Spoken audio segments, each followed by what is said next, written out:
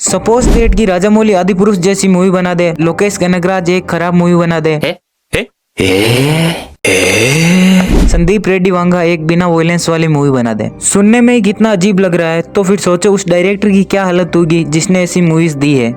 उस डायरेक्टर को एक टाइम पर इंडिया जेम्स कैमरून कहा जाता था, तो उसने आजकल गेम चेंजर और इंडियन 2 जैसी घटिया मूवीज बनाई है। शंकर को एक टाइम पर इंडिया का नंबर 1 डायरेक्टर कहा जाता था, क्योंकि शंकर ने इंडिया में सबसे पहले प्रोस्थेटिक आर्ट और वीएफएक्स को इंट्रोड्यूस किया था। आज उसकी हालत ऐसी हो गई है कि उसका असिस्टेंट डायरेक्टर भी उससे ज्यादा कमाई कर रहा है। एक टाइम पर उसकी फिल्मों का बजट लगभग बॉलीवुड मूवीज के कलेक्शन से भी ज्यादा होता था। आजकल उसकी हालत क्या हो गई है। तो चैनल को सब्सक्राइब कर लो, क्योंकि आज हम बात करने वाले हैं शंकर के राइज और डाउनफॉल के बारे में। तो ये एक पूरी डिटेल वीडियो होगी, सो लेट्स स्टार्ट।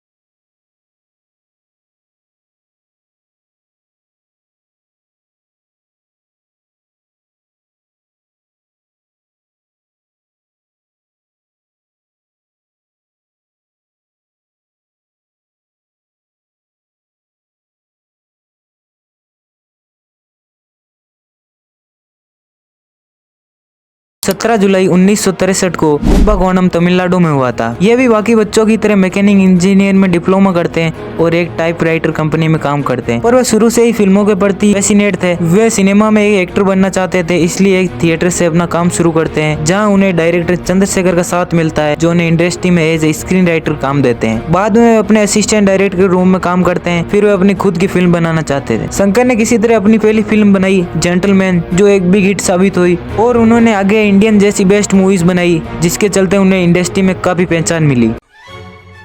आप 90s को शंकर का राइज कह सकते हो। जैसे उस टाइम पर उनकी मूवीज कदकलन, इंडियन, जीन्स और नाइक जैसी मूवीज उनका आउटस्टैंडिंग वर्क था। इसके बाद तो जैसे शंकर इंडियन सिनेमा को हॉलीवुड तक ले जाना चाहते थे, उन्होंने boys, onion, Shivaji the boss और एंथीरन यानी रोबोट जैसी मूवीज दी, जो उस टाइम की हाईएस्ट बजट वाली मूवीज थी। और एंथीरन को तो उनकी टाइम से आगे वाली मूवी बताया जाता है, क्योंकि मूवी थी उस लेवल की। आज भी अगर रोबोट मूवी हम देखें तो उसमें वीएफएक्स काफी अच्छे लगते हैं। इन सब मूवीज के बाद शंकर को इंडियन सिनेमा का किंग कहा जाने लगा था, पर इसके बाद उन्होंने कुछ ऐसा किया जिससे उनका डाउनफॉल शुरू हो गया।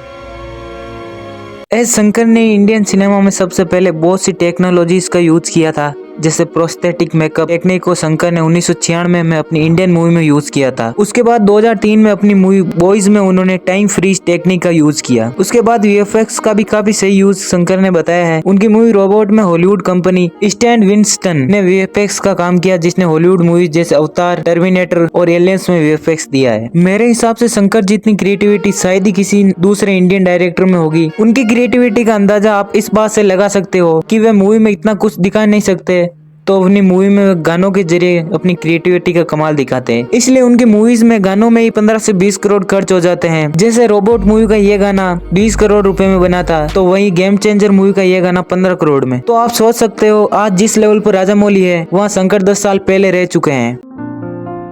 तो अब बात कर लेते हैं शंकर जैसे बिग डायरेक्टर का डाउनफॉल आखिर कैसे हुआ। रोबोट जैसी मास्टरपीस देने के बाद उन्होंने नन्मन जैसी मूवीज दी, जो बॉलीवुड की 3 इडियट्स की रीमेक थी। अब आप ही सोचो, राजामौली अगर बाहुबली के बाद दंगल जैसी मूवीज का तेलुगु में रीमेक बनाते हैं तो क्या होता। इज्जत और पैसा दोनों डूबेंगे। तो ऐसा ही शंकर के साथ भी हुआ, पर इसके बाद शंकर ने फिर से कमबैक किया और अपनी अगली मूवी आई बनाई, जिसमें प्रोस्थेटिक आर्ट से विक्रम का लुक ऐसा बदला कि उनके फैमिली वाले भी उन्हें पहचान नहीं पाए। इसके बाद उन्होंने रोबोट 2 मूवी बनाई, जो 500 करोड़ के हाई बजट में बनाई गई थी, लेकिन रिलीज के बाद उसे मिक्स रिव्यूज मिलते हैं।